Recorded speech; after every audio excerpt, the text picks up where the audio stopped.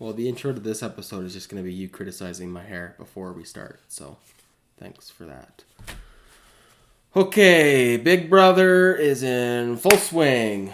Episode 3 was a busy one. We got lots to talk about, and we're going to try not spend half an hour on it tonight. So, we got the first eviction. Nominees are up. We got updates on the Alliance, plus Nick Macaroni's Big Blunder.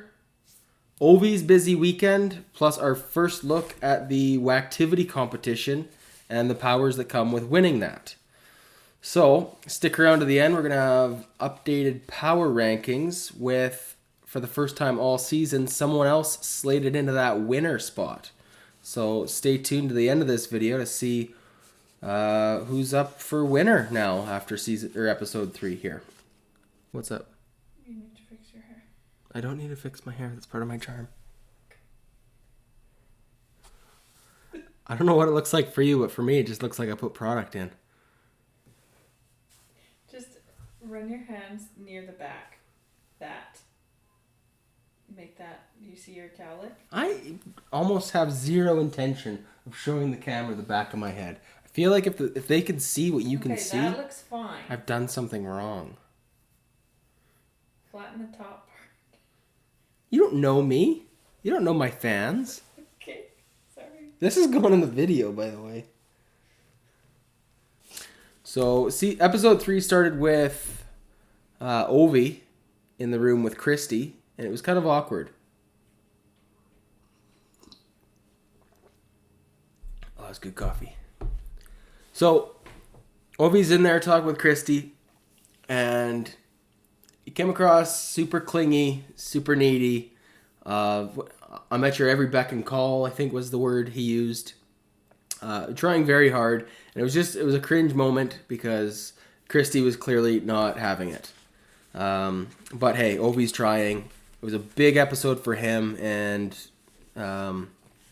his role in the episode started right in the opening sequence. So more coming from him later. After that awkward moment, we had Annalise and Kathryn shit-talking the guys. I guess mostly Kathryn. Talking about Jack and Mickey being dumb and how she's going to easily have them wrapped around her fingers and such. Isabella, once again, with the great timing of her social game, was in the room for this shit-talking.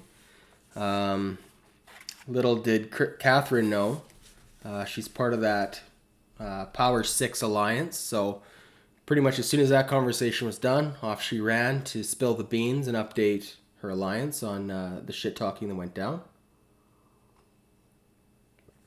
Oh, man, that's good. I'm having decaf coffee tonight because it's 10:30 and I'm getting too old to have caffeine this late, which is fun. It's a fun part of my life I'm entering. Okay, so alliance update. Jack and Nick decided that the Power 6 needs to become 8, as we discussed last episode. They were all excited with an alliance of 6 having the numbers, but obviously at 15 house guests, 6 is not a power alliance. You don't have the majority. So we discussed how Tommy and Cliff were kind of in a pseudo way the extra 2 members to bring them to 8 just through their connections to the 6 through Holly and Christy. But Jack and Nick decided they needed to make this 8 official and they needed to do it right away. So they recruited Tommy and Annalise into the Power 8, which we also got an official name for, so now it's an official alliance. Jack wanted to go with the Ocho, which is kind of lame. Then he came up with Hateful Eight, which I think is an old Western movie? Or maybe a new Western movie. It's either the one with Samuel L. Jackson or the one with Chris Pratt. I can't remember. Anyways, Christy kiboshed that. She says, I don't want an alliance name that has hate in it. So that's a glimpse into Christy's personality for sure. What they settled on was Grateful with the number 8 in it. So super cool. After that, we had we had a look at the nominations that Christy was thinking of. She was looking at Cliff as a pawn, which someone in the comments commented that they thought Cliff was going to be in the pawn seat all season long, and I hate to admit it, but it looks like that's going to be the way it goes. So kudos to Fizzy J for picking that one out. I hope it's not true. I really, if you guys have been watching the previous few episodes of this, Cliff is someone I'm rooting for, the old dog. But if he's in that pawn seat all year long, we all know pawns go home. And whoever seems to be the early choice for that easy pawn tends to be the easy pawn over and over until something goes wrong. So we'll see what happens with Cliff. He was a good sport about it, but obviously in the diary room, he was not thrilled with how that went down. Not happy to be a pawn, but he's going to be a good sport because he's smart about it, so that's good for him. After that, we had Nick Macaroni's Big Blunder. You guys know I've been a fan of Nick since the preseason rankings. He's my projected winner for the whole season, but tonight was not a good night for him. In bed with Tommy, and I believe Jack was also in the bed, but Nick was the one doing all the talking, not realizing that Ovi was actually awake in the room on the other side. So a little bit of a blunder there, spilled the beans. Ovi overheard that there was a power 8, and he went into panic mode. But we'll get to that in a second. What we did learn, and I had to go back and rewatch this, we got some insight into the order that the power 8, Grateful, wants to evict. First, they want to evict Kat, who's, spoiler alert, on the block this week. Then they want to get rid of Kemi.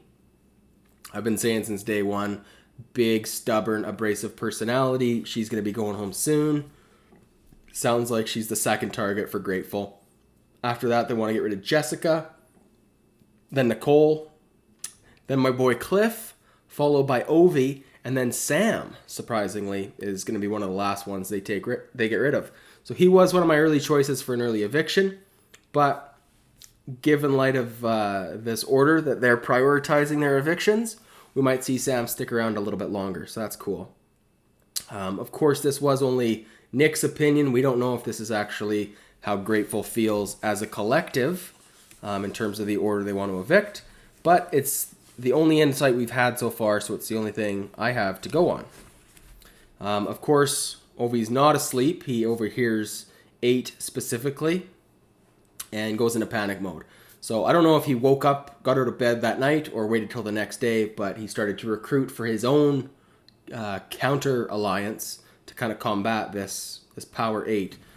He talks to Annalise, unbeknownst to Ovi, who is a part of the Grateful 8.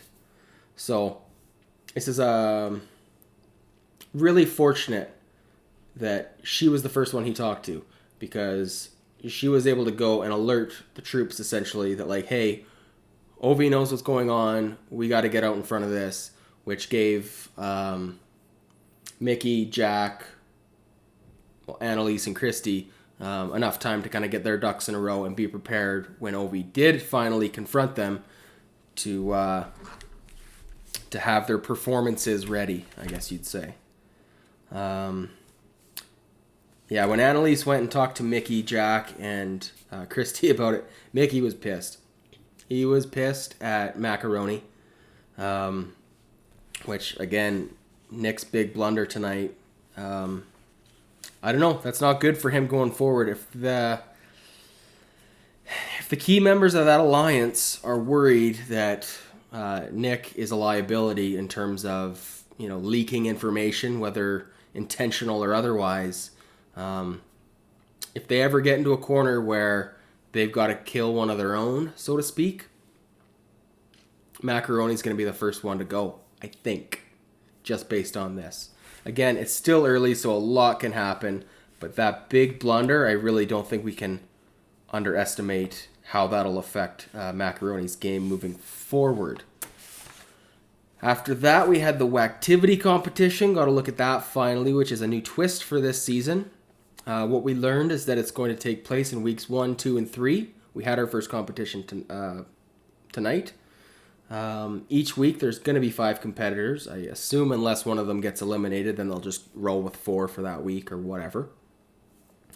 So week 1 was the Nightmare competition. Next Sunday, we're going to have the Chaos competition. And then in week 3, we'll have the Panic competition. So we'll kind of address those as we go every Monday. But for this Sunday's competition here, it was the Nightmare competition. Basically just a competition. They had to go match smells in a trash can and guess what the proper smell was. Bobcat urine, rotten fish, and so on from there. The competition itself was kind of lame to watch, but it did come with a pretty incredible power. The Nightmare power, which OV won, it's pretty awesome. So basically what it is it's a double veto. So it's good for 1 use in any of the first 6 eviction ceremonies. So this will go 6 weeks into the season, which is pretty long for one of these special powers. But essentially he has the choice to cancel both nominations. It is during the same night that the nominations take place. So it will be before the veto competition, which is something to keep in mind. And it is a secret power. So if he does use it on himself or to protect someone in his alliance or whatever, nobody in the house will know who it was that used it. But they will immediately have a new nomination ceremony. So that's cool. Both the people who are saved from this Nightmare power will obviously be safe. They can't be renominated throughout the rest of the week. Because that would just be pointless if they could do that. So that's that. Then we had Ovi working his alliance magic. He approached Christy, Annalise, Jack, and Mickey with this Power 5 idea. Again, it was another cringe-worthy moment watching them all express their gratitude of him approaching them. And we got to see Mickey say, well, if there's a Power 8 and we're not in it, then, well, we know who the 8 are, right? And it's just, I don't know. I mean, you gotta lie to play the game, but it's just that it's cringy. Especially seeing someone like Christy, who earlier in the episode went to Cliff, and when she expressed, oh, I don't want to do this, but, you're going to be the pawn, and I'm such a sincere person, and she's in tears just crying about it because she's so torn up. Flash forward the next scene, she's talking to Kathryn, who is her target, and giving Kathryn essentially the same speech, the crocodile tears and all. And then for the 3rd time, expressing this gratitude to someone who she's just being entirely fake to. Which, again, be fake in this game, that's fine. But as a fan, I'm going to totally cringe every single time. So, they did come up with a name for this alliance, the Fab Five. So, I guess it's official, whether or not it's legitimate. What I do think this means, though, is that the 4 members of Grateful, who are in the Fab Five, I think this bonds them at an extra level. So I think legitimately we're going to see Jack, Mickey, Christy, and Annalise as a stronger 4 within the Grateful 8 alliance. So I think they're going to have each other's back just a little bit more than the other members. So that's something of note moving forward. But yeah, I think that's a good place to wrap it up here for this episode. So let's just dive in now to our updated power rankings. The big mover this week is obviously we have Nick Macaroni dropping out of the winner slot. So let's see who we think is going to win now. Isabella. Yeah, we're moving Isabella up. We got a couple other movers, but she's moving all the way up to winner. Her social game has just been so good so far, and she's had such good timing with happens to be in the right room at the right place. She's getting a lot of information on both sides of the house. She's a member of that Grateful 8 Alliance, but she's also, in with the other side. And I think the biggest thing is if she can get to the end, I think she's going to continue to be likable. And I think, obviously, that means a lot of votes in the end. So I think if she can make it to the finals, I think she's going to be a strong contender for a lot of votes. So we're going to move her into that spot for now. But moving forward, we'll see how that goes. So obviously we bumped Macaroni down into the runner-up spot, which means Nicole, we're moving her down as well. Part of the reason we moved her down is when Macaroni listed their order to evict that big blunder he had with Ovi in the room, Nicole was around the middle. So I do think that if all goes according to plan and this Grateful Eight Alliance does work properly, then I think she'll be gone before Final 5 scenario. What else do we got? Kathryn, I did have in the jury house last week. I think she was in the Final 5 the week before that. So she's just been on steady decline since this season started.